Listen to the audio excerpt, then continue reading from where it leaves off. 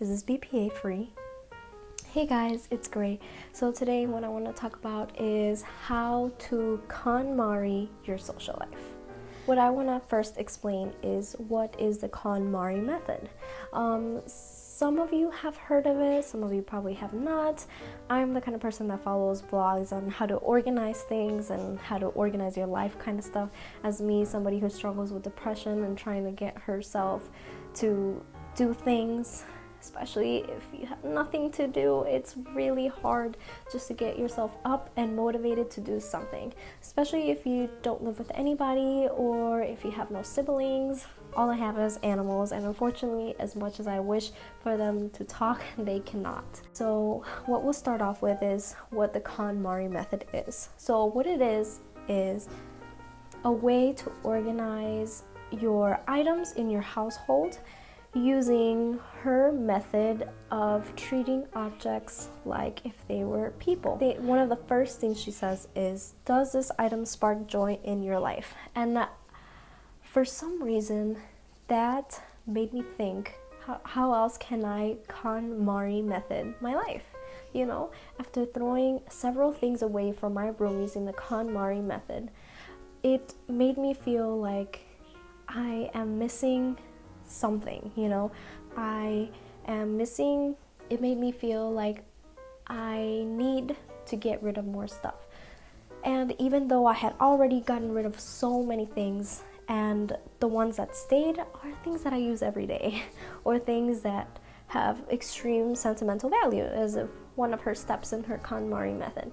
So I thought, why do I have this feeling, this cluttering feeling in my life that doesn't seem to go away? Even if I get rid of all the things in my room, I feel like I will still have that possibility of feeling cluttered. What I concluded is that a big part of stress in your life can sometimes come with the people you surround yourself with. So sometimes when you surround yourself with certain people, they influence and mold who you are, especially if they are someone that's very close to you, including family members. When you are on a journey on finding yourself or personally rebuilding yourself, a lot of times we don't think about outside of us. We only think about inside. Yes. So when we are doing, for example, the rebuilding, we look at our traits, how we communicate with others, and how we affect others people's life.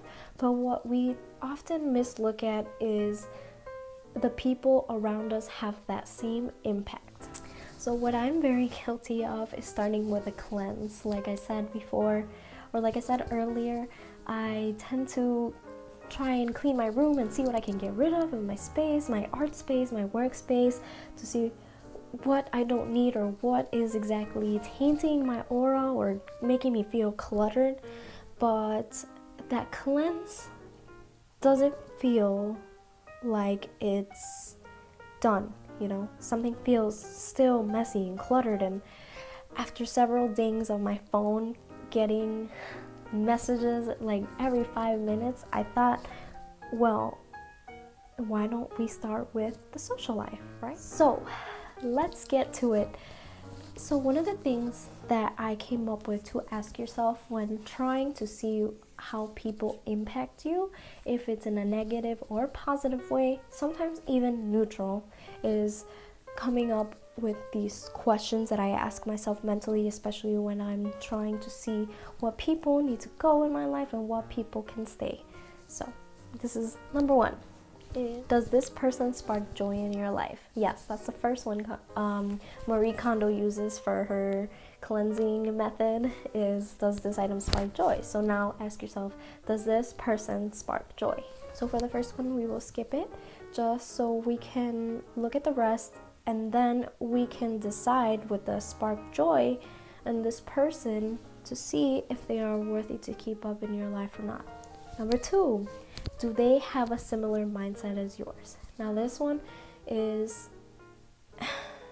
how would I put it? I need to think of a good example. So it's very hard to surround myself with people that have the same mindset as me, only because I took my path in life artistically, and many others are more realistically. If that makes sense. Being an artist is really hard, especially if you're choosing it to do it for the rest of your life, which I don't, it's not for everybody, I can tell you that. Sometimes I think it's not for me. But does this person have a similar mindset to you that can aid you and you can aid them? It's kind of like working together as a team.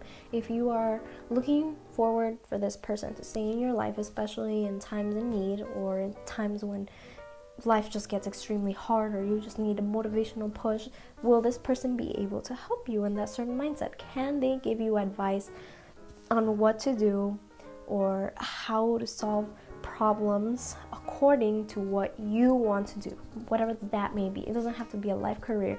It could be something as little as cleaning your room. Does this person clean their room often? Is this person as messy as you? Do they want to be the same thing, or do they have similar goals to you? Do they want to keep their room clean but they just can't, and you can't either?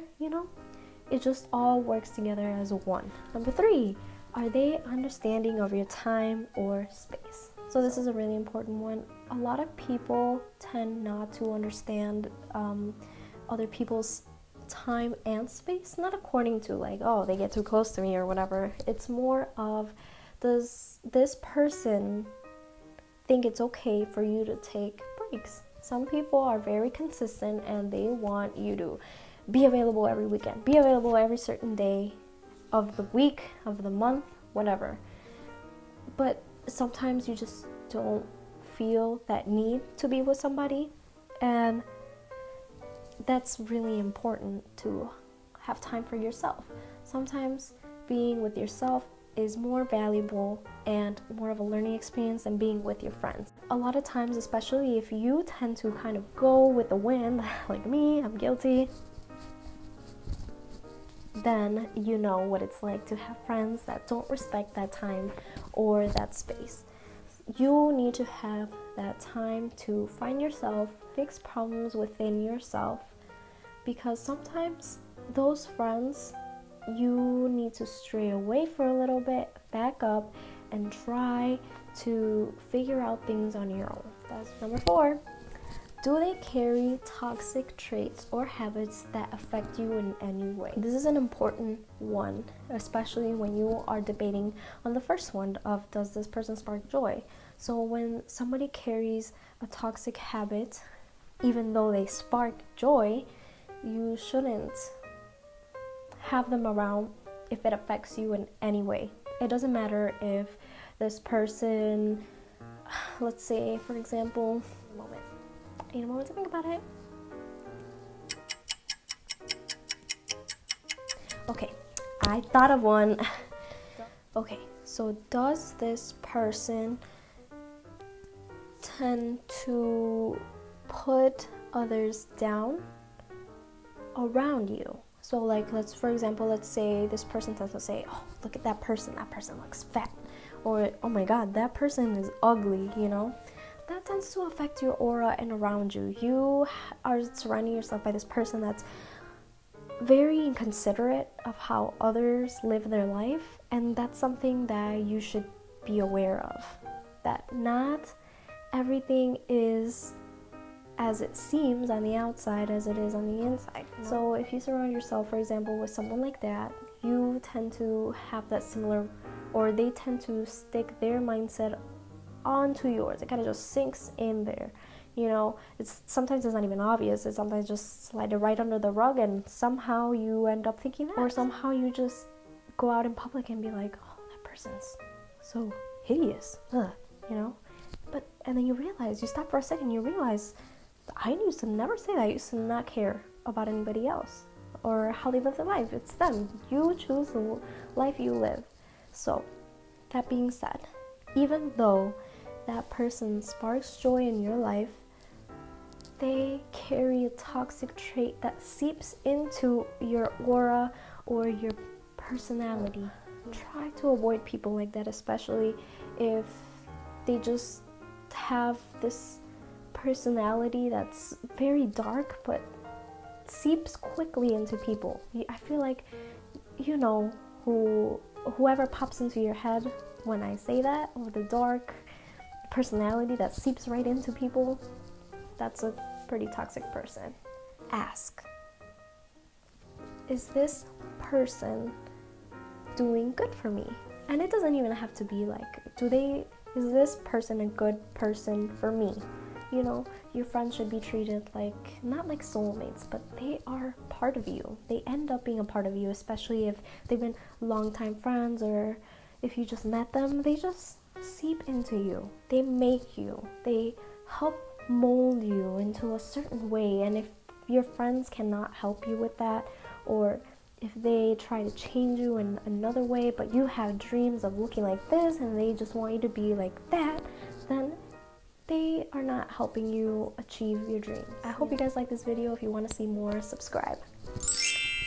Alright, and I'll see you in the next video. Bye.